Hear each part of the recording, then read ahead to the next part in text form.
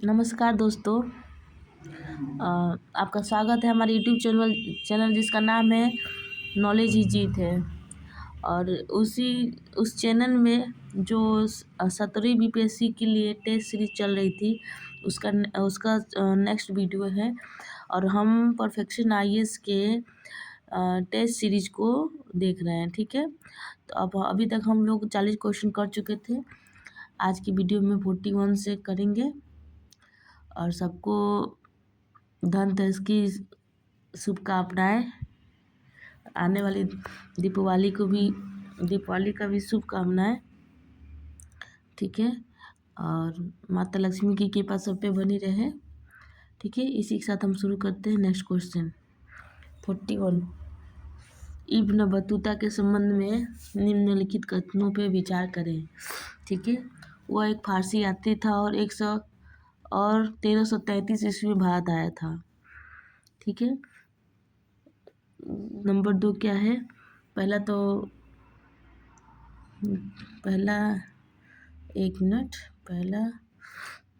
गलत है। क्यों गलत है? क्योंकि इब्न बतूता का जन्म 1304 में अफ्रीका के मोरक्को में हुआ था। वो मोरक्को की यात्री था, ठीक है। और 1333 में भारत आया था। वो फारसी यात्री नहीं था, ये कहाँ का था? मोरक्को का यात्री था, ठीक है। नेक्स्ट देखिए, ये फारसी यात्री नहीं था इसलिए ये गलत है, ठीक है। नेक्स्ट देखिए, मोहम्मद बिन तुगलक ने उन्हें दिल्ली का काजी या न्यायाधीश नियुक्त किया, ठीक है। तो दूसरा कथन तो बिल्कुल सही है, ठीक है। और मोहम्मद बिन तुगलक के शासनकाल में ही ये भारत आया था। तो मोहम्मद बिन तुगलक ने उसे दिल्ली का काजी या फिर न्यायाधीश नियुक्त कर दिया था, सही है। नंबर 3 देखिए, नंबर 3 इब्न बतूता के अनुसार दिल्ली सल्तनत के अधीन यात्रा करना सुरक्षित था। तो ये तो गलत है, क्योंकि इब्न बतूता के अनुसार यात्रा करना असुरक्षित नहीं था, ठीक है। तो इसका मतलब ये गलत है। इब्न बतूता अपने लेख में बताता है कि कई बार लुटेरों के गिरोह से हमला किया गया था भारत पे, इसलिए भारत में यात्रा करना सुरक्षित नहीं था, ठीक है। तो इसमें कौन सही है? केवल 2। तो आंसर होगा सी, ठीक है। नेक्स्ट देखिए 42 नंबर क्या है? निम्नलिखित महाजनपदों को पश्चिम से पूर्व की ओर व्यवस्थित करें, ठीक है। पश्चिम से पूर्व की तो व्यवस्थित करना है। तो सबसे पहले गांधार सब कहाँ है? पश्चिम में। गांधार आपका अफगानिस्तान में है। फिर अवंती उसके जस्ट और आपका अवंती दिल्ली के आसपास होगा, ठीक है। कौशल आपका यूपी के आसपास होगा। और अंग आपका बंगाल, यूपी के मतलब बिहार बंगाल के साइड में होगा, ठीक है। इसका आंसर क्या होगा? गांधार, अवंती, कौशल और अंग, ठीक है। तो ये पश्चिम से पूर्व पूछा था, ठीक है। नेक्स्ट है 43 नंबर। विजयनगर के बारे में निम्नलिखित कथनों पर विचार करें। विजयनगर साम्राज्य की स्थापना कृष्णदेवराय ने की थी, ठीक है। नंबर 1 है कृष्णदेवराय ने की थी। ये तो आपकी एकदम गलत है। कृष्णदेवराय ने नहीं की थी। विजयनगर साम्राज्य की स्थापना हरिहर और बुक्का ने की थी। ये 2 भाई थे और मोहम्मद बिन तुगलक की सेना में कार्यरत थे। वे दिल्ली सल्तनत से अलग हो गए और एक स्वतंत्र राज्य की स्थापना की कर्नाटक और 1336 में तुंगभद्रा नदी के तट पर राजधानी विजयनगर की स्थापना की, ठीक है। इस विजयनगर साम्राज्य की राजधानी बीदर थी। अभी हम आपको बताए हैं कि इसकी राजधानी क्या थी? हम्पी, कर्नाटक में है। तो ये इसकी राजधानी हम्पी थी, न कि बीदर, ठीक है। ये कर्नाटक के तुंगभद्रा नदी के किनारे पे ये विजयनगर का स्थापना हुआ था। इसकी राजधानी हम्पी थी, ठीक है। नेक्स्ट देखिए, विजयनगर में हम हजारा रामासामी मंदिर का निर्माण बुक्का प्रथम ने करवाया था, ठीक है।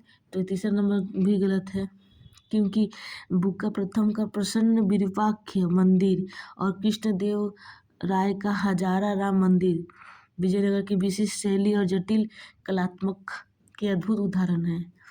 इसका मतलब क्या, ये हजारा रामा स्वामी मंदिर बुक्का प्रथम ने नहीं करवाया था, ठीक है। इसको करवाने वाला कृष्णदेवराय प्रथम था, इसको कराने वाला कृष्णदेवराय प्रथम था, ठीक है। अब प्रथम बुक्का प्रथम ने क्या करवाया था, बुक्का प्रथम ने प्रसन्न विरूपाक्ष मंदिर, ठीक है। इसने बुक्का ने क्या किया, प्रच्छन्न विरूपाक्ष मंदिर, प्रच्छन्न विरूपाक्ष मंदिर, ठीक है। और हजारा रामास्वामी रामास्वामी ने क्या करवाया था, अभी बताए थे आप, सोचिए, याद आया आप लोगों को, ये हम लोगों को करवाया था कृष्ण देव राय ने, ठीक है, ठीक है। नेक्स्ट देखिए, तो ये तो गलत, तीसरा भी गलत हो गया। चौथा देखिए, भू राजस्व राज्य की आय के प्रमुख स्रोत था, ठीक है। तो पूछा रहा है कि विजयनगर साम्राज्य में भू राजस्व आय की, तो ये तो सही है, क्योंकि उस समय भू राजस्व ही आय का प्रमुख स्रोत रहा है, ठीक है। भू राजस्व राज्य की आय का प्रमुख स्रोत था। आमतौर पर यह कुल उपज का छठा हिस्सा होता था, ठीक है।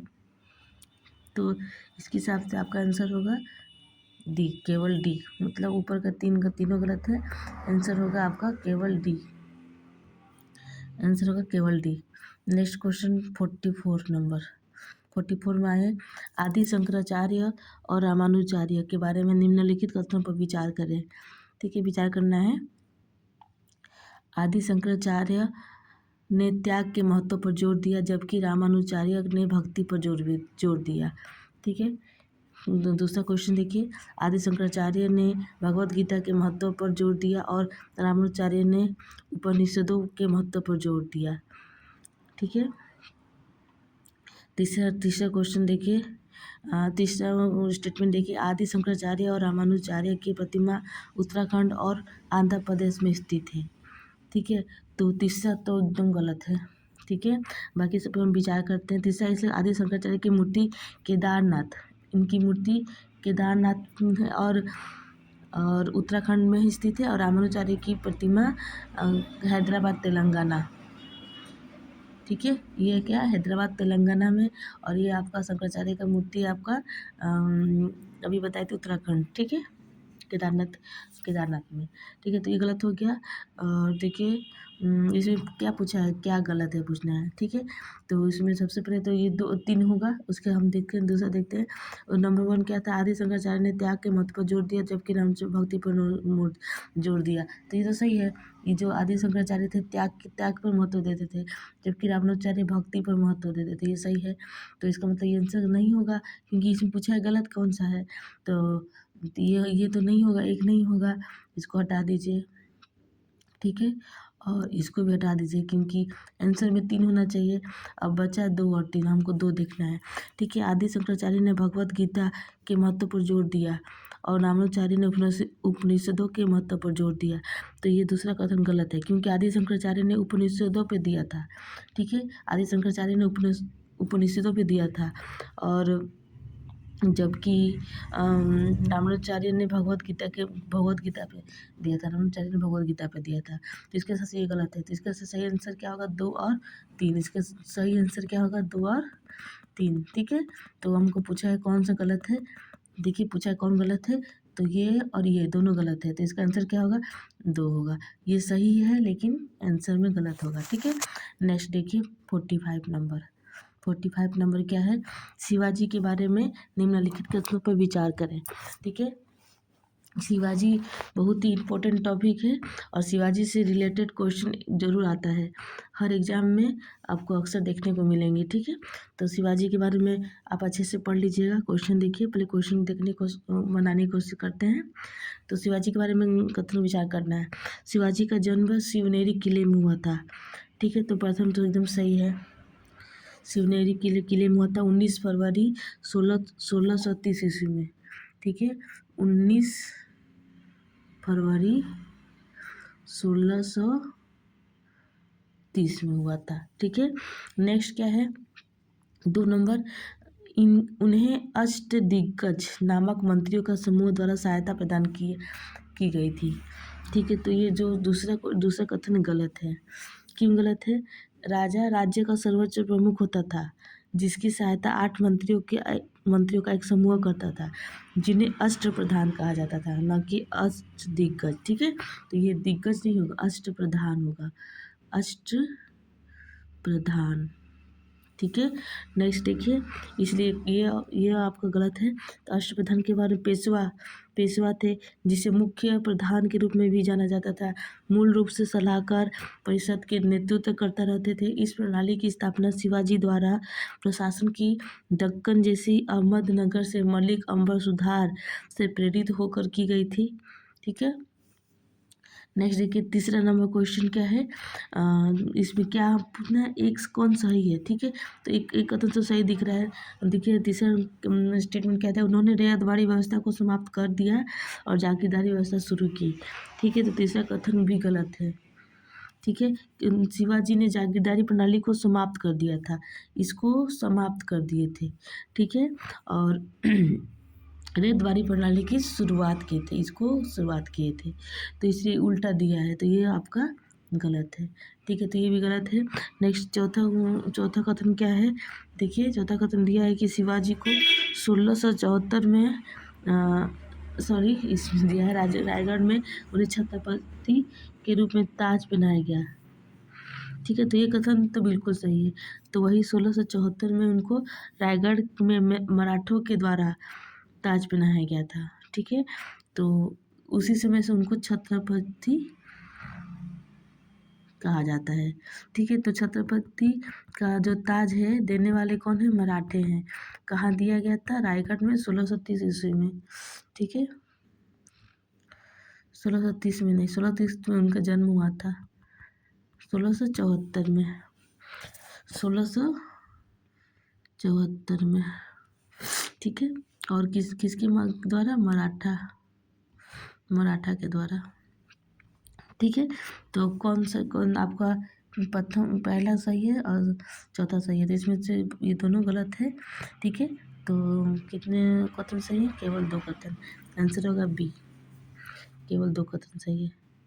ठीक है, नेक्स्ट आप आते हैं 46 नंबर पे, गुज्जर प्रतिहार वंश के शासक मिहिर भोज को अरब यात्री सुलेमान किस नाम से संबोधित किया था। ठीक है, गुज्जर प्रतिहार वंश के शासक मिहिर भोज को अरब यात्री सुलेमान किस नाम से संबोधित किया था, तो आपका आंसर क्या होगा, बरुआ। ठीक है, तो अरब यात्री सुलेमान ने मिहिर भोज को बरुआ कहकर संबोधित किया था। मिहिर भोज ने आदि बराह एवं प्रभास की उपाधि धारण की थी। सुलेमान ने मिहिर भोज के बारे में लिखा है कि इस राजा के पास बहुत बड़ी सेना है और अन्य किसी राजा के पास उसके जैसी सेना नहीं है। ठीक है, तो इसको आप नोट कर लीजिएगा, सुलेमान ने लिखा है मिहिर भोज के बारे में। ठीक है, अब अरबों का स्वाभाविक शत्रु था, उसने पश्चिम में अरबों का प्रसार रोक दिया था। ठीक है, सुलेमान ने ये बात भी कहा है। मिहिर भोज ने द्रम नामक चांदी का सिक्का भी चलाया था। ठीक है, तो इसको लिख लीजिए, द्रम नामक चांदी का सिक्का चलाया था मिहिर भोज में। ठीक है, नेक्स्ट आपका 47 नंबर बट क्या है, होयसल वास्तुकला के बारे में निम्नलिखित कथनों पर विचार कीजिए। ठीक है, तो वास्तुकला के बारे में ये आर्ट एंड कल्चर का क्वेश्चन है, ध्यान से देखिए। तो इसमें क्या स्टेटमेंट दिया है, ठीक है, होयसल वास्तुकला का विकास दक्षिणी कर्नाटक में हुआ था, तो ये सही है। यह द्रविड़ और नागर वास्तुकला के तत्वों का मिश्रण करने वाली अनूठी शैली है, ये भी सही है। केशव मंदिर सोमनाथपुरम कर्नाटक में स्थित है, ये भी सही है। तो सभी 3 कथन सही हैं। ठीक है, इसका आंसर होगा सी। ठीक है, 48 में जाते हैं हम। 48 क्वेश्चन देखिए, उस क्रम का चयन करें जो गुप्त सम्राटों का सही कालानुक्रमिक क्रम बताता है। ठीक है, तो ये गुप्त सम्राटों का बात कर रहा है। ठीक है, तो इसको हम लोग को लाइन से बताना है कि कौन सम्राट किसके बाद आया। ठीक है, तो ये क्रम बताना है। ठीक है, तो सबसे इसका आंसर क्या होगा, अब इसको वीडियो को पॉज करके आप ट्राई करें। ठीक है, इसका आंसर सी होगा, सी। ठीक है, घटोत्कच कच्छ गुप्त है जो राजवंश का संस्थापक गुप्त नामक व्यक्ति था। ठीक है, गुप्त का उत्तराधिकारी उसका पुत्र घटोत्कच था। ठीक है,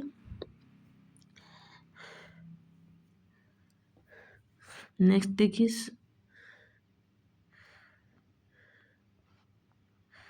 समुद्रगुप्त। ठीक है, जो 335 से लेके समुद्रगुप्त 335 से लेके सी नंबर घटोत्कच गुप्त के बाद समुद्रगुप्त आपका कितना 335 से लेके आपका 380 तक। ठीक है, कुमारगुप्त आपका 415 से लेके आपका 455 तक। ठीक है, उसके बाद आपका स्कंदगुप्त आता है तो 455 से लेके आपका 467 तक। ठीक है, तो इन लोगों का कार्यकाल रहा है, तो इसके हिसाब से क्रम क्या होगा, घटोत्कच गुप्त, समुद्रगुप्त, कुमारगुप्त और स्कंदगुप्त। ठीक है, और ये इसको हम संस्थापक मानते हैं इसलिए पहले आ गया है। नेक्स्ट हम चलते हैं 49 क्वेश्चन में। ठीक है, निम्नलिखित कथनों पर विचार करें। वराहमिहिर ने पंच सिद्धांतिका की रचना की और आर्यभट्ट ने बृहद संहिता की रचना की। ठीक है, तो इसमें पूछ रहा है क्या करना है, सही कोड का चयन करना है। ठीक है, तो वराहमिहिर ने तो नहीं किया था पंच सिद्धांतिका का रचना। ठीक है, वराहमिहिर ने 5 खगोलीय प्रणालियों की रचना की। वो ज्योतिष के भी महान विशेषज्ञ थे। ठीक है, उनकी कृति बृहद संहिता संस्कृत साहित्य में एक महान कृति थी। ठीक है, तो पंच सिद्धांतिका की रचना वराहमिहिर ने की थी, लेकिन आर्यभट्ट ने बृहद संहिता नहीं की थी, क्योंकि ये पंच सिद्धि और ये दोनों का रचना वराहमिहिर ने की थी। ठीक है, तो यहाँ पे आर्यभट्ट यहाँ पे गलत है। क्यों? क्योंकि बृहद संहिता और पंच सिद्धांतिका ये दोनों वराहमिहिर की रचना है। ठीक है, तो ये नंबर 1 गलत है। ठीक है, नेक्स्ट देखिए, वराहमिहिर ने सबसे पहले यह घोषणा की थी कि पृथ्वी आकार में गोलाकार है और यह अपनी धुरी पर घूमती है, और आर्यभट्ट ने इसे अस्वीकार किया था। तो ये कथन गलत है। क्यों गलत है? आर्यभट्ट ने सबसे पहले ये घोषणा की थी कि पृथ्वी आकार में गोलाकार है और ये अपनी धुरी पर घूमती है। हालांकि इन विचारों को वराहमिहिर और ब्रह्मगुप्त जैसे बाद खगोलविदों ने खारिज कर दिया था। तो ये आपका गलत है, क्योंकि ये उल्टा लिखा है। आर्यभट्ट ने घोषणा की थी और उसका अस्वीकार करने वाले वराहमिहिर थे। ठीक है, वराहमिहिर आपके एक खगोलीय प्रणाली के रचनाकार थे, जो पंच सिद्धांतिका भी दिए थे। ठीक है, नेक्स्ट तो आपका दूसरा स्टेटमेंट भी गलत हो गया। नेक्स्ट तीसरा स्टेटमेंट देखिए, वराहमिहिर ने साइन टेबल की सटीकता में सुधार किया और आर्यभट्ट शून्य का आविष्कार करने का प्रथम व्यक्ति थे। ये एकदम सही है। ठीक है, जो साइन थीटा पढ़ते हैं ना, कॉस थीटा, साइन थीटा, ये सारे आविष्कार वराहमिहिर ने किया था और शून्य का आविष्कार आर्यभट्ट ने किया था। तो तीसरा कथन सही है। चौथा कथन देखिए, आर्यभट्ट और वराहमिहिर गुप्त काल में हुए थे। ठीक है, तो ये तो बिल्कुल सही है। आर्यभट्ट और वराहमिहिर गुप्त काल के ही प्रसिद्ध रचनाकार और प्रसिद्ध व्यक्ति रहे हैं। तो इसमें 2 और 3 और 4 सही है, 1 और 2 गलत है। तो इसका सही आंसर क्या होगा आपका, देख लीजिए, सी नंबर, 3 4 सही और 1 2 गलत। ठीक है, नेक्स्ट 50 नंबर क्वेश्चन देखिए, निम्नलिखित साहित्य कृति और लेखक का मिलान करें। ठीक है, ये साहित्य कृति है और ये साहित्य कृति है, ये लेखक हैं। ठीक है, तो ये लेखक देखना है। तो नागसेना ने किसकी रचना की थी? देखिए यहाँ से नागसेना ने किसकी रचना की थी बताइए, ध्यान से देखिए। मिलिंद पन्नो, ठीक है, नागसेना ने मिलिंद पन्नो की रचना की थी। देखिए तो इधर से देखते हैं देवी चंद्रगुप्त। देवी चंद्रगुप्त ने किस चीज़ की रचना की थी? विशाखा दत्त, ठीक है। देवी चंद्रगुप्त की रचना विशाखा दत्त ने की थी, ठीक है, बोलने में मिस्टेक हो गया था। देवी चंद्रगुप्त की रचना विशाखा दत्त ने की थी, ठीक है। और दो देवी चंद्रगुप्त है तो देवी चंद्रगुप्तम या देवी चंद्रगुप्त एक भारतीय संस्कृत भाषा के राजनीतिक नाटक है जिसका श्रेय विशाखा देव को दिया जाता है, ठीक है, जिन्हें आमतौर पर विशाखा दत्त के साथ पहचाना जाता है। इस नाटक का श्रेय विशाखा देव को दिया जाता है जिन्हें आधुनिक विद्वान आमतौर पर संस्कृत नाटक मुद्रा राक्षस के लेखक विशाखा दत्त के नाम से वो जानते हैं, ठीक है। नेक्स्ट देखिए हम्मीर महाकाव्य। हम्मीर का महाकाव्य किसने लिखा था? नयचंद सूरी, एक मिनट, नयचंद सूरी। तो जो हम्मीर महाकाव्य है 15वीं शताब्दी का भारतीय संस्कृत महाकाव्य है, ठीक है, जो जैन विद्वान नयाचंद्र सूरी के द्वारा लिखा गया था। जो ये थे जैन विद्वान थे, ठीक है। यह 13वीं शताब्दी मतलब 13वीं सदी के चाहमान राजा हम्मीर के एक पौराणिक जीवनी है। ये किसके बारे में? चाहमान, कितनी शताब्दी की? 13वीं सदी के चाहमान राजा का जीवनी है, ठीक है, नोट कर लीजिए। नेक्स्ट देखिए आपका क्या है, नेक्स्ट है मिलिंद पन्नो। तो मिलिंद पन्नो की रचना नागसेन ने की थी। नागसेन ने मिलिंद पन्नो की रचना की थी। ये बौद्ध ग्रंथ है, ठीक है, तो जिसकी जो ईसा पूर्व 100 से लेके 200 ईस्वी के बीच का है।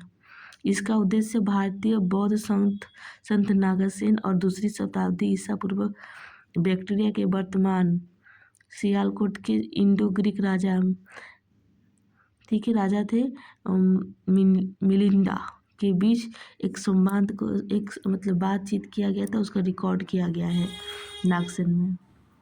नागसेन ने मिलिंद पन्नो में राजा मिलिंद, ठीक है, और नागसेन के बीच हुई बातों को इसमें दर्शाया है, ठीक है। नेक्स्ट देखिए नीति वाक्य मित्रम।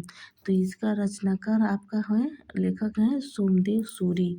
नीति वाक्य मित्र, ठीक है, तो सोमदेव सूरी गौड़ संघ के सदस्य थे। 957 से पहले वह कान्यकुब्ज में प्रतिहार राजा महेंद्रपाल द्वितीय के दरबार में थे। वहाँ उन्होंने नीति वाक्य अमृत और संभवतः त्रिवर्ग महेंद्र मातली जल्पा लिखा। सोमदेव सूरी ने नीति वाक्य मृतम राजनीति विज्ञान का अमृत भी लिखा है जो शासन कला पर एक ग्रंथ है, ठीक है। तो ये आपका राजनीति विज्ञान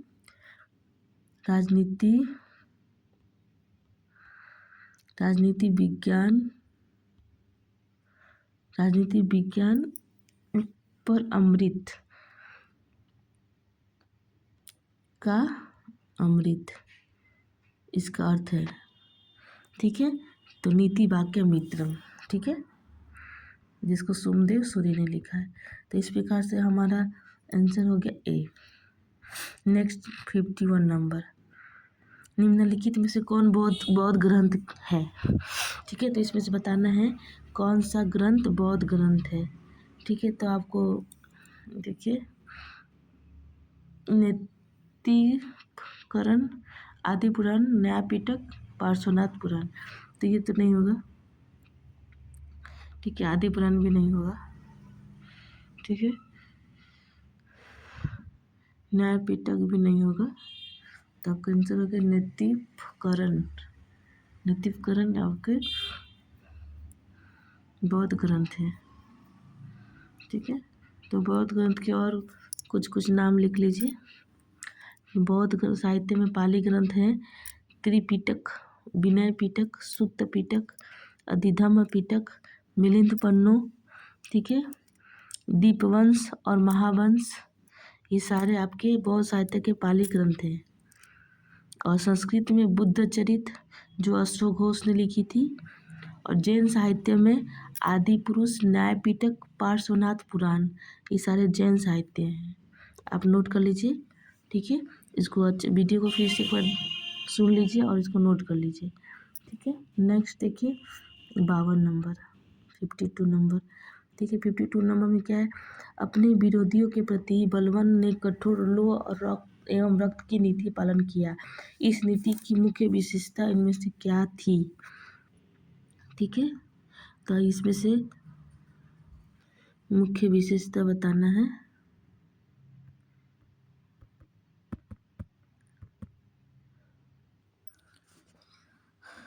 पहला कथन क्या है, इस नीति के अंतर्गत पराजित राजाओं को लोहे के तलवार से काट दिया जाता था, ठीक है। पहला कथन ये कह रहा है। दूसरा कथन क्या है, इसमें से मुख्य विशेषता बताना है। मुख्य विशेषता बताना है तो ये तो मुख्य विशेषता नहीं देखते हैं। नेक्स्ट देखते हैं, इस नीति के अंतर्गत विद्रोही राजा को हराकर उसकी स्त्री एवं बच्चों को दास बना लिया जाता था, ठीक है। अब तीसरा स्टेटमेंट है, इस नीति के तहत विद्रोही व्यक्ति की हत्या कर उसकी स्त्री एवं बच्चे को दास बना लिया जाता था, ठीक है। और नेक्स्ट क्या है, इस नीति के तहत विद्रोही राजाओं और सरदारों को कठोर दंड दिया जाता था, ठीक है। तो इसमें से सही आंसर आपका क्या होगा, देखिए सही आंसर आपका सी होगा, ठीक है, सी। इस नीति के तहत विद्रोही व्यक्ति की हत्या कर उसकी स्त्री और बच्चों को दास बना लिया जाता, ठीक है। तो बलवान की नीति का मुख्य उद्देश्य क्या था, ठीक है, विद्रोही व्यक्ति की हत्या कर उसकी स्त्री को और उन बच्चों को दास बना लिया जाता था, ठीक है। आंसर सी होगा। नंबर 53 में आते हैं हम, 53 क्वेश्चन में आते हैं। मंदिर वास्तुकला की बात की गई है यहाँ पे, ठीक है। 53 क्वेश्चन में आते हैं। देखिए 53 क्वेश्चन क्या है, 53 नंबर क्वेश्चन है, मंदिर वास्तुकला की 3 शैलियों के बारे में निम्नलिखित कथनों पर विचार करें, ठीक है। तो विचार करना है कि कौन सा कथन आपका सही है, इसमें बताना है कौन कथन सही है, ठीक है। मंदिर वास्तुकला की नागर शैली उत्तर भारत से संबंधित है और कोणार्क मंदिर नागर शैली का उदाहरण है, ठीक है। तो आपका तो बिल्कुल सही है, उत्तर भारत की शैली नागर शैली, ठीक है। ये तो बिल्कुल सही है। मंदिर वास्तुकला की द्रविड़ शैली दक्षिण भारत से संबंधित है और पट्टदकल मंदिर केवल द्रविड़ शैली का उदाहरण है, ठीक है। तो दूसरा कथन गलत है, ठीक है।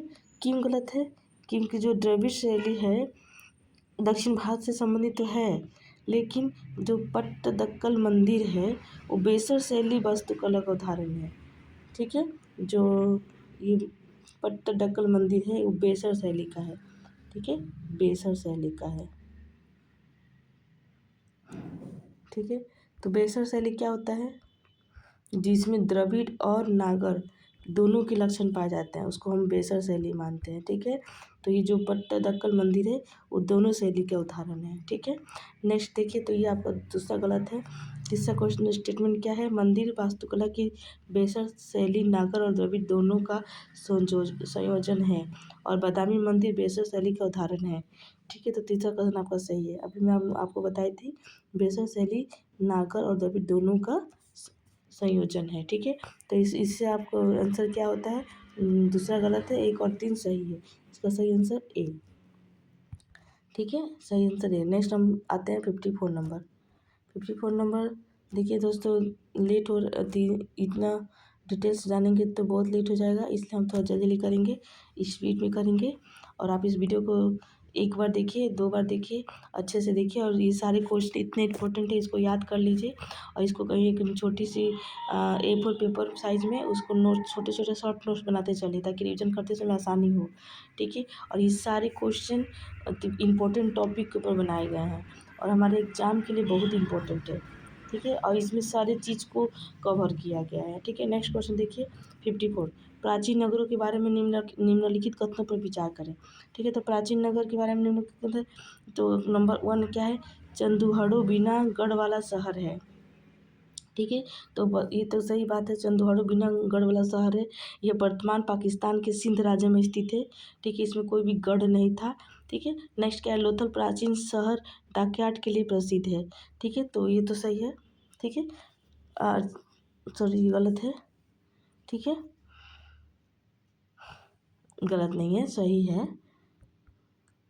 ठीक है, पहला सही है, दूसरा भी सही है। ठीक है, नेक्स्ट क्या है, हमको कथन सही बताना है। ठीक है, तो 2 क्वेश्चन सही है। नेक्स्ट तीसरा नंबर कथन क्या है, कालीबंगा एक अद्वितीय जल संचयन प्रणाली के लिए प्रसिद्ध है।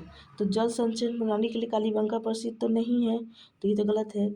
ये धोलावीरा जो है गुजरात में स्थित है। धोलावीरा में जल संचयन प्रणाली है, कालीबंगा में नहीं है। तो ये क्या होगा, धोलावीरा में है जल संचयन प्रणाली। ठीक है, तो ये तीसरा स्टेटमेंट गलत है। चौथा क्या है, सूरकोटदा में घोड़े की हड्डी मिली है। ये तो आपका बिल्कुल सही है, ये गुजरात में स्थित है।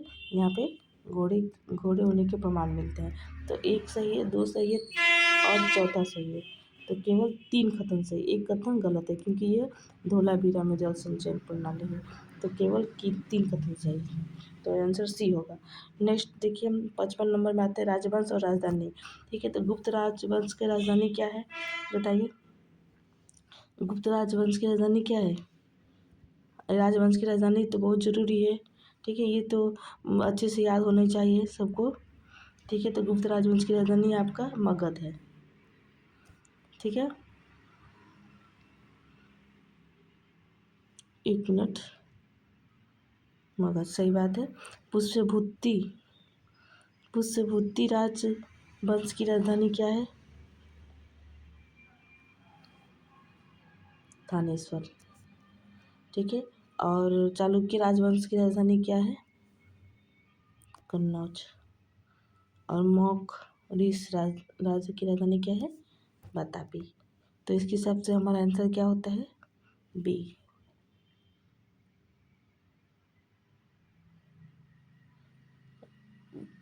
एक मिनट दोस्तों, इसको काटते हैं, फिर से देखिए मिलाते हैं। ठीक है, हमारा देखना सबसे पहले एक आपका गुप्त का मगध होगा, ये तो सही है। ठीक है, और बी जो पुष्यभूति है उसका थानेश्वर, ये सही है। और जो चालुक्य है उसका वातापी। ठीक है, यही तो हम सोच रहे थे, वातापी। ठीक है, और नेक्स्ट मौखरीस का कन्नौज। ठीक है, इसका आंसर आपका बी होगा। इसको सुधार कर लीजिएगा। ठीक है, इसको अच्छे से नोट कर लीजिएगा। नेक्स्ट आपका 56 नंबर क्वेश्चन क्या है, दिन ए इलाही के बारे में गलत कथन चुनें। यहाँ पे गलत कथन चुनना है। ठीक है, इसको देखिए, कोई भी क्वेश्चन है तो उसको सबसे पहले हम देखेंगे पूछा क्या है, गलत पूछा है कि सही पूछा है, तो इसको गोला कर दीजिएगा ताकि आंसर देते समय गलती ना हो। ठीक है, तो पूछना है, बताना है गलत कथन कौन है। ठीक है, ये दिन इलाही ये अकबर द्वारा स्थापित एक नया धर्म था। ठीक है, तो ये अकबर द्वारा स्थापित नया धर्म था। ठीक है, तो पहले तो सही है। ये यहाँ पर धार्मिक पुजारियों की रूढ़िवादिता और कट्टरता के खिलाफ विद्रोह के रूप में अकबर ने दिन ए इलाही नामक एक नए धर्म की घोषणा की थी। ठीक है, मतलब अकबर कट्टरवादी बनना नहीं चाहता था। वो सारे धर्मों को समान रूप से मतलब सौहार्द, उसका सारे धर्मों का सौहार्द बचाए रखना चाहता था, इसलिए वो नया धर्म को स्थापित किया जिसे दिन इलाही कहते हैं। ठीक है, बी नंबर क्या है, इसकी घोषणा 1581 में की गई थी, ये भी सही है। ठीक है, और सी नंबर क्या है, इसने पैगंबर को नहीं माना। ठीक है, तो ये भी तीसरा कथन भी सही है, पैगंबर को मान्यता नहीं दी। ठीक है, और चौथा नंबर देखिए क्या, टोडरमल एकमात्र ऐसा व्यक्ति था जो दीन इलाही का अनुयायी था, तो ये तो गलत है। ठीक है, टोडरमल नहीं था, बीरबल था। बीरबल एकमात्र ऐसा व्यक्ति था जो अकबर के दरबार में भी रहता था। ठीक है, 9 रत्न, अकबर के 9 रत्न में से बीरबल भी एक है जो दिन ए इलाही का अनुयायी था। ठीक है, तो ये यहाँ पे क्या पूछा, गलत कथन बताना है, तो यहाँ पे गलत कथन क्या होगा, डी। ठीक है, नेक्स्ट 57 नंबर, 57 नंबर, मुगलों के बारे में निम्नलिखित कथनों पर विचार करें। 1526 में पानीपत की पहली लड़ाई बाबर ने मोहम्मद लोदी को हराया। ठीक है, ये तो एकदम सही बात है। ठीक है, ये तो बहुत ही मतलब चर्चित बात है, हम हमेशा पढ़ते रहते हैं। नेक्स्ट क्या, हुमायूं ने दिल्ली में पुराना किला बनवाया। ठीक है, तो हुमायूं ने दिल्ली पे पुराना किला बनाया, तो ये गलत है। पुराना किला हुमायूं ने नहीं बनाया था। शेर शाह सूरी ने चौसा एक मिनट, शेर शाह सूरी ने चौसा की लड़ाई में हुमायूं को हराया था। उन्होंने दिल्ली में ग्रैंड ट्रंक रोड और पुराना किला बनवाया। तो हुमायूं को हराने वाला शेर शाह सूरी ने पुराना किला और जीटी रोड, ठीक है, ग्रैंड ट्रंक रोड का निर्माण करवाया। किसने? शेर शाह सूरी ने, हुमायूं ने नहीं करवाया। ठीक है, नेक्स्ट क्या है हमारा, हुमायूं, तो ये दूसरा गलत हो गया। और अकबर और तुलसीदास समकालीन थे। ठीक है, तो ये आपका तीसरा कथन सही है, क्योंकि अकबर और तुलसीदास समकालीन थे। ठीक है, नेक्स्ट क्या है, कैप्टन विलियम हॉकिंस ने जहांगीर के दरबार में दौरा किया। तो ये आपका चौथा भी सही है। कैप्टन विलियम हॉकिंस और सर थॉमस रो ने सूरत में एक व्यापारी बंदरगाह स्थापित करने की अनुमति लेने के लिए जहांगीर के दरबार में गए थे। ठीक है, तो आपका एक सही है, 3 सही है, 4 सही है, गलत आपका 2 है। तो ये सही कथन क्या है आपका, 1, 3 और 4। ठीक है, सही आंसर होगा डी।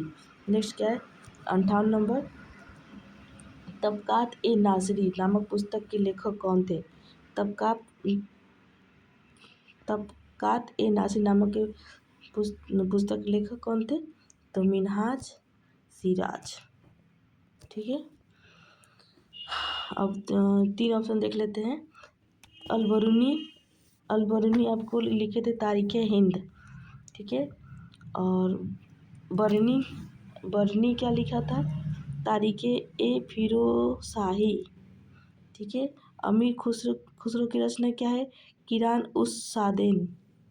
ठीक है, नेक्स्ट देखिए, राज्य और राजधानी के बारे में निम्नलिखित युग्मों पर विचार करें। ठीक है, तो राज्य राजधानी फिर से आ गई क्वेश्चन में, तो राज्य कुछ देखना है। ठीक है, पहला युग्म निजाम शाही और अहमदनगर, तो ये तो सही है। ठीक है, सही है। और 1490 से लेके 1633 तक भारत के दक्कन में अहमदनगर राज्य के शासकों का निजाम शाही उत्तराधिकार उसका संस्थापक मलिक अहमद थे। ठीक है, जिन्होंने 1490 में अहमदनगर नामक एक नई जगह अपनी राजधानी तय की थी। ठीक है, तो निजाम शाही अहमदनगर सही है। नेक्स्ट क्या है, नेक्स्ट क्वेश्चन युग्म क्या है, कुतुब शाही बीजापुर, तो ये युग्म गलत है आपका। ठीक है, ये युग्म गलत है। कुतुब शाही की स्थापना 1512 ईस्वी में हुई थी। इसकी राजधानी गोलकुंडा थी। ठीक है, और इसकी स्थापना कुतुब शाह ने की थी। ठीक है, तो इसका राजधानी गोलकुंडा थी, बीजापुर में थी।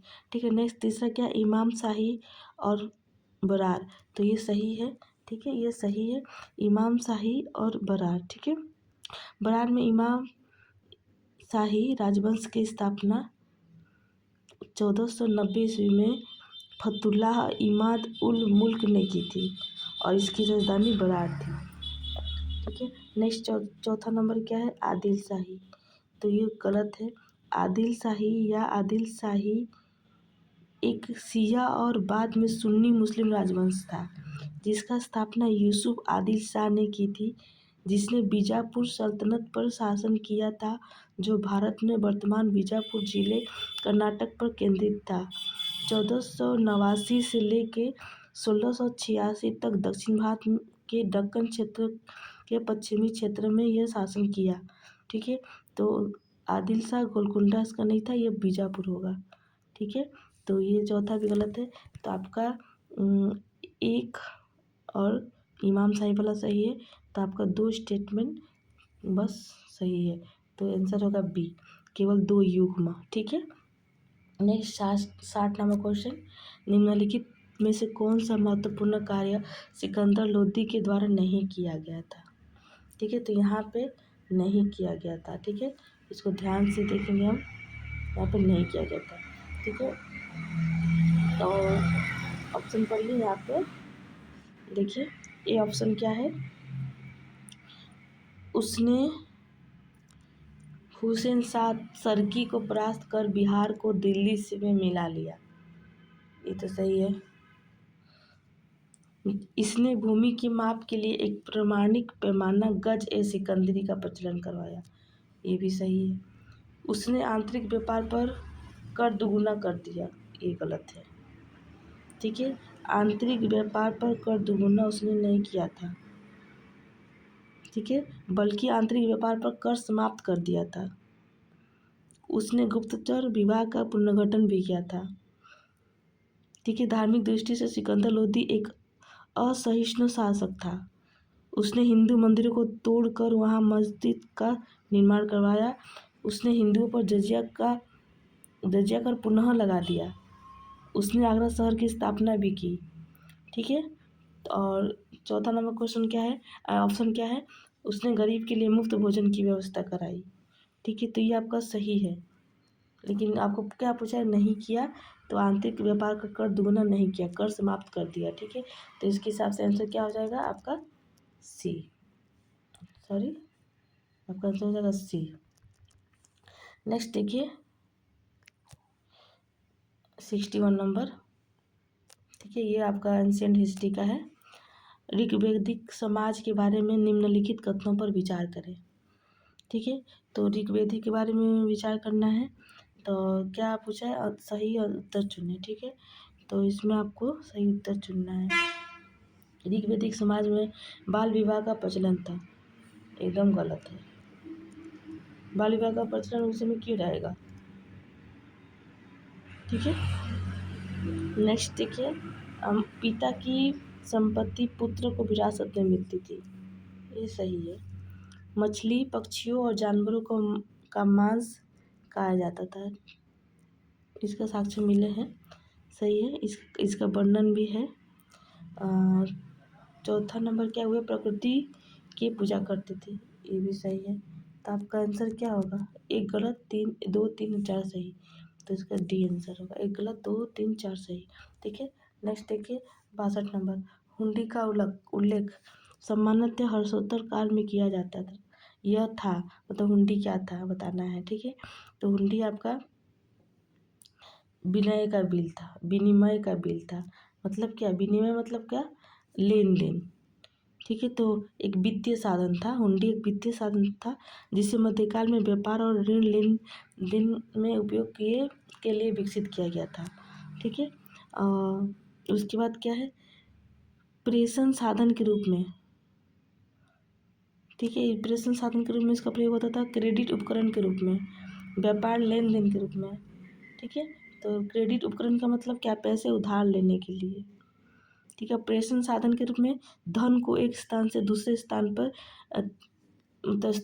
स्थानांतरित करने के लिए।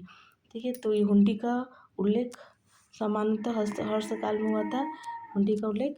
और इसका क्या है, ये विनिमय का बिल। नेक्स्ट आपका 63 नंबर। मियाँ तानसेन के बारे में निम्नलिखित कथनों पर विचार करें। ठीक है, तो तानसेन कौन थे, अकबर के 9 रत्न में से एक हैं। ठीक है, तो इसके बारे में विचार करना है।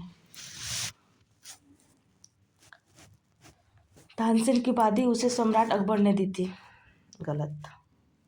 तानसेन का उपाधि उसे सम्राट अकबर ने नहीं दी थी, बल्कि ग्वालियर के राजा विक्रमादित्य ने दी थी। ठीक है, ये अकबर के दरबार में एक संगीतकार थे। नेक्स्ट, तानसेन ने अनेक रागों का आविष्कार किया। तो ये तो सही है, संगीतकार थे तो रागों का आविष्कार करेंगे ही। तीसरा ऑप्शन क्या है, तानसेन ने अपने संरक्षकों पर गीतों की रचना की। ठीक है, तो ये भी सही है, गीत की रचना की। और चौथा क्या है, तानसेन ने हिंदू देवी देवता पर ध्रुपद की रचना की। ये भी सही है। तो आपका क्या गलत, एक गलत है। तो आपको क्या बताना है, कौन कथन सही है, कितने कथन सही हैं। तो आपके 3 कथन सही है, आंसर आपका सी होगा। ठीक है, 64 नंबर क्वेश्चन। बौद्ध धर्म और जैन धर्म के बारे में निम्नलिखित कथनों पर विचार करें। ठीक है, तो जैन धर्म और बौद्ध धर्म के बाद दीपवंश और महावंश जैन धर्म के महान इतिहास है। ठीक है, तो आपका पहला क्या है, पहला आपका गलत है। ठीक है, दीपवंश और महावंश बौद्ध धर्म के बौद्ध धर्म से संपर्क रखता है, न कि जैन धर्म से। ये तो पहला गलत हो गया। नेक्स्ट क्या, हीनयान और महायान बौद्ध धर्म के संप्रदाय हैं। ठीक है, तो ये सही है। ठीक है, 509 चौबीसवें तीर्थंकर थे। ठीक है, तो 24वें तीर्थंकर 509 थे, ये एकदम सही है। नहीं है, क्योंकि 23वें थे पार्श्वनाथ, और 24वें तो आपके महावीर जैन थे ना, इसलिए ये भी गलत है, ये भी गलत है। नेक्स्ट क्या है, स्थानकवासी जैन धर्म का संप्रदाय था। ठीक है, तो जैन धर्म का संप्रदाय श्वेतांबर दिगंबर स्थानकवासी। ठीक है, तो ये सही है। तो आपका पूछा है कौन सही है, तो आपका 1 और 3 गलत है, 2 और 4 सही है, तो आपका सही आंसर होगा सी। ठीक है, नेक्स्ट देखिए 65 नंबर। 65 नंबर क्वेश्चन बड़ा है, ध्यान से देखिए। वह सातवाहन वंश के सबसे महान शासकों में से एक थे। उन्होंने 106 से लेके 130 ईस्वी तक 24 वर्षों की अवधि तक शासन किया। उनकी उपलब्धियों को उनकी मां ने नासिक शिलालेख में दर्ज किया था। उन्होंने पूरे दक्कन पर कब्जा कर लिया और अपने साम्राज्य का विस्तार किया। मालवा के शासक नागापन पर उनकी जीत उल्लेखनीय थी। उन्होंने ब्राह्मणवाद को संरक्षण दिया, फिर भी उन्होंने बौद्धों को दान भी दिया। ठीक है, उपरोक्त परिच्छेद में निम्नलिखित में से किस शासक का वर्णन किया जा रहा है। ठीक है, तो ये बताना है किस शासक का वर्णन किया जा रहा है। तो आप फिर से इस पैराग्राफ को पढ़िए और आंसर देने की कोशिश कीजिए वीडियो को पॉज करके। ठीक है, इसका सही आंसर है गौतमीपुत्र सतकर्णी। गौतमीपुत्र सतकर्णी भारत के वर्तमान दक्कन क्षेत्र में सातवाहन साम्राज्य के शासक थे। उनका उल्लेख सातवाहन राजवंश के महत्वपूर्ण और महानतम शासक के रूप में किया जाता था। सातवाहन साम्राज्य में प्रमुख रूप से वर्तमान आंध्र प्रदेश, महाराष्ट्र और तेलंगाना शामिल थे। कभी कभी उनके शासन में गुजरात, कर्नाटक के साथ साथ मध्य प्रदेश के कुछ हिस्सों भी शामिल थे। राज्य की अलग अलग समय पर अलग अलग राजधानियाँ भी थीं, जैसे एक राजधानी अमरावती और दूसरी राजधानी प्रतिष्ठान को पैठन भी कहा जाता है। ठीक है, इसका सही आंसर गौतमीपुत्र सतकर्णी होगा। ठीक है, नेक्स्ट 66 नंबर पे आते हैं। कल्याण मंडप का निर्माण किसके राज्य में मंदिर निर्माण की एक उल्लेखनीय विशेषता है। ठीक है, तो आप विजयनगर, इसका सही आंसर होगा विजयनगर। ठीक है, तो विजयनगर वास्तुकला में कई मंदिरों का निर्माण किया गया। ठीक है, ग्रेनाइट साम्राज्य द्वारा नियोजित प्राथमिक सामग्री थी, जबकि सोप स्टोन का उपयोग राहत और मूर्तियों के लिए किया जाता था, जो मंदिरों को सुशोभित करते थे। ठीक है, होयसल, चोल और चालुक्य साम्राज्यों के साथ साथ अन्य पूर्ववर्ती साम्राज्यों ने विजयनगर साम्राज्य के लिए वास्तुशिल्प प्रेरणा प्रदान की, जिसने इन पहलुओं को जोड़कर अपनी विशिष्ट वास्तुशिल्प रचनाएं तैयार की। ठीक है, उन्होंने द्रविड़ साहित्य शैली को अपनाया और फिर इसमें कुछ विशिष्ट तत्व जोड़े, जिससे इसे विजयनगर शैली का नाम दिया गया। स्थानीय फर्म ग्रेनाइट अपनी स्थायित्व शैली के कारण पसंद किए जाते थे। ठीक है, मतलब जैसे ग्रेनाइट जो है वो सबसे मुख्य सामग्री थी। ठीक है, ये बादामी के चालुक्य ने ये बात कहा था। ठीक है, विजयनगर मंदिरों के चारों ओर मजबूत बारडे थे, जो विस्तृत स्तंभ वाले कल्याण मंडप, जिसे हम विवाह कक्ष भी कह सकते हैं, और उसके साथ साथ ऊंचे राय गोपुरम का मतलब मंदिर के प्रवेश द्वार पर नक्काशीदार विशाल टावर को राय गोपुरम कहा जाता है, और देवी देवताओं की आदमकद मूर्तियों का प्रतिष्ठित होना। ठीक है, ये सब विजयनगर साम्राज्य की वास्तुकला का विशेषता थी। कृष्णदेव राय के शासनकाल के दौरान द्रविड़ शैली को लोकप्रियता मिली थी। ठीक है, तो कल्याण मंडप मुख्य रूप से विवाह कक्ष को कल्याण मंडप कहा जाता था। तो विजयनगर में कल्याण मंडप का उल्लेख किया गया है। उसके साथ साथ उच्चेराय गोपुरम। उच्चेराय गोपुरम का अर्थ क्या है, ये देखिए क्वेश्चन में आ सकता है। उच्चेराय गोपुरम का अर्थ है मंदिर के प्रवेश द्वार पर नक्काशीदार विशाल टावर। ठीक है, नेक्स्ट हम आते हैं 67 नंबर पे, 67 नंबर पे। सल्तनत कालीन लगान व्यवस्था के संबंध में निम्न कथनों पर विचार करें। ठीक है, तो सल्तनत काल में राज्य की समस्त भूमि 4 वर्गों में विभक्त थी। ठीक है, आपको बताना है कौन सत्य है। तो ये एकदम सही है। ठीक है, सल्तनत काल में अलाउद्दीन एवं मोहम्मद तुगलक 2 ऐसे सुल्तान थे जिन्होंने लगान का निर्धारण भूमि की पैमाइश के आधार पर किया था। ठीक है, और 4 वर्गों में खालसा भूमि, इक्ता की भूमि, साभेंतो की भूमि एवं इनाम व बख की भूमि। ठीक है, दूसरा क्वेश्चन क्या है, खालसा भूमि पूर्णतः केंद्र के नियंत्रण में रहती थी तथा केंद्र ही इस भूमि से कर वसूल करने हेतु जिम्मेवार होता था। ये भी आपका सही है।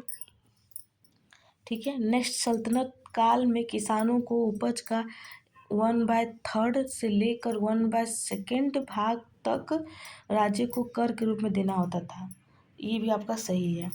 ठीक है, चौथा कथन क्या है, सल्तनत काल में अलाउद्दीन एकमात्र ऐसा शासक था जिसने भूमि की पैमाइश के आधार पर लगान निर्धारित किया था।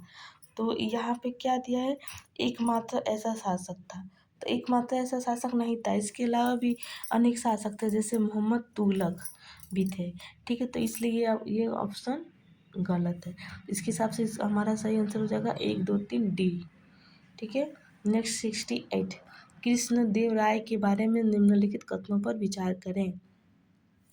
उन्होंने विजय महल का निर्माण करवाया।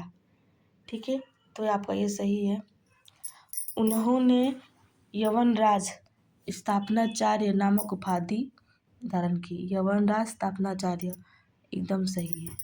ठीक है, तीसरा कथन क्या है, उन्होंने संस्कृत में अमुक्त माल्यद और तेलुगु में जाम्बवती कल्याणम नामक 2 पुस्तकें लिखी। ठीक है, तो इसमें ध्यान दीजिए, जो अमुक्त माल्यद है तेलुगु में है। ठीक है, ये अमुक्त माल्यद तेलुगु में है और जाम्बवती कल्याणम संस्कृत में है। तो इसको उल्टा लिखा है, तो ये आपका गलत है। ठीक है, इसको ध्यान से आप नोटिस कर लीजिए, मतलब नोट कर लीजिए। संस्कृत में जो है वो जाम्बवती कल्याणम, इसके नाम से समझ में कल्याणम, तो नाम से समझ में आ रहा है। संस्कृत में अमुक्त माल्यद तेलुगु में है। ठीक है, तो ये 3 नंबर कथन गलत है। चौथा क्वेश्चन क्या, कृष्णदेव राय और बाबर समकालीन थे। तो आपका चौथा सही है। ठीक है, तो आपका आंसर क्या हो जाएगा, 3 नहीं होगा, बाकी होगा, तो आपका आंसर होगा डी। ठीक है, अब नेक्स्ट आते हैं 69 क्वेश्चन पे। ठीक है, 69 पे निम्नलिखित कथनों पर विचार करें। बाणभट्ट को हर्षवर्धन द्वारा संरक्षण दिया गया था। ठीक है, इसमें आपको क्या बताया, कथन कौन कौन कथन सही बताना है। ठीक है, तो बाणभट्ट को हर्षवर्धन द्वारा संरक्षण दिया था, ये सही है आपका। ठीक है, दरबारी कवि बाणभट्ट को हर्षवर्धन द्वारा संरक्षण दिया ही गया था, सही है। नेक्स्ट आपका मेगास्थनीज ने कुमारगुप्त प्रथम के दरबार का दौरा किया था, ये गलत है। मेगास्थनीज ने सेलुकस निकेटर द्वारा चंद्रगुप्त मौर्य के दरबार में भेजा गया एक यूनानी राजदूत था, तो ये आपका गलत है। 3 नंबर क्या है, ठीक है, फाहियान ने चंद्रगुप्त द्वितीय के दरबार में दौरा किया, ये आपका सही है।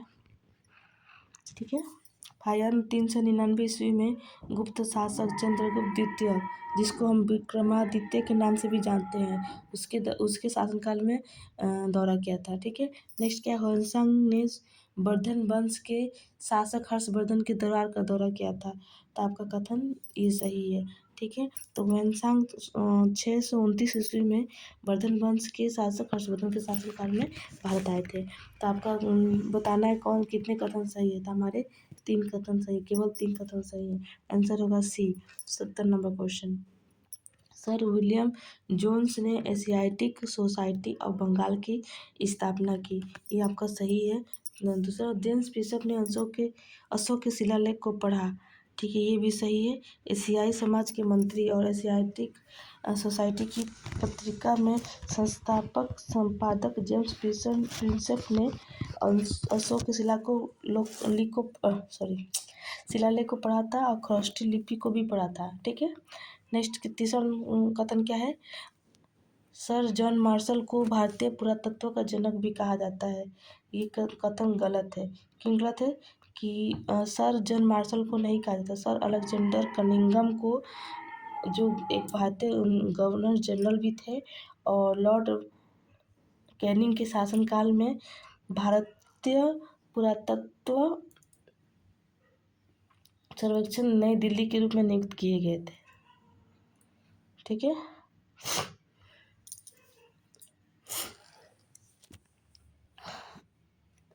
तो ये सर जॉन मार्शल जो है ये आपका गलत होगा। ये अलेक्जेंडर कनिंघम वो किसके शासनकाल में था, मतलब किस जिसमें जनरल गवर्नर जनरल और वाइसराय लॉर्ड कैनिंग था, उस समय इसको पुरातत्व विभाग का, एक मिनट दोस्तों, पुरातत्व विभाग का मतलब नियुक्त किया गया था, पुरातत्व विभाग के माध्यम से नियुक्त किया गया था भारत में, ठीक है। चौथा नंबर क्वेश्चन क्या है, तो ये आपका गलत हो गया। चौथा नंबर का ये आपका सही है दोनों। लॉर्ड कैनिंग ने अलेक्जेंडर कनिंघम को भारतीय पुरातत्व का सर्वेक्षक के रूप में नियुक्त किया था, तो ये आपका चौथा क्वेश्चन सही है, ठीक है। इसी कथन को यहाँ पे लिख दिया, इसी कथन को सही करके लिख दिया है, तो आपका आंसर क्या होगा, 1, 2 और 4, केवल 1, 2 और 4 सी नंबर क्वेश्चन आंसर, ठीक है।